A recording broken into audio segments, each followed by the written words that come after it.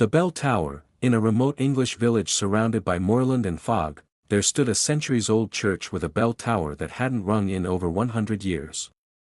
The locals never spoke of it, and children were warned never to go near it after dark. Eleanor, historian from London, arrived in the village to research the architecture of rural churches.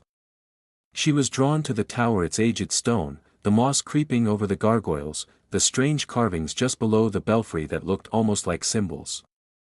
Or warnings. When she asked the villagers about it, they became evasive. An old man at the pub finally told her, it rang once, after midnight, 100 years ago.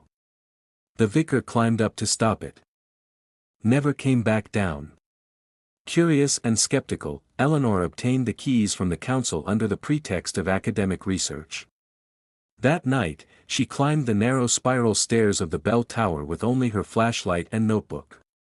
The air grew colder the higher she went, and she began to hear something, not the wind but a low, rhythmic creaking. When she reached the top, the bell was still there, massive and covered in cobwebs.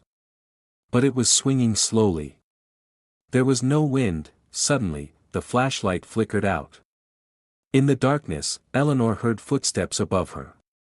But there was no above. She was at the top. Then a whisper in her ear, "He never left." She scrambled down the stairs. Heart pounding, but every step seemed longer than the last. The stairs twisted endlessly, impossibly.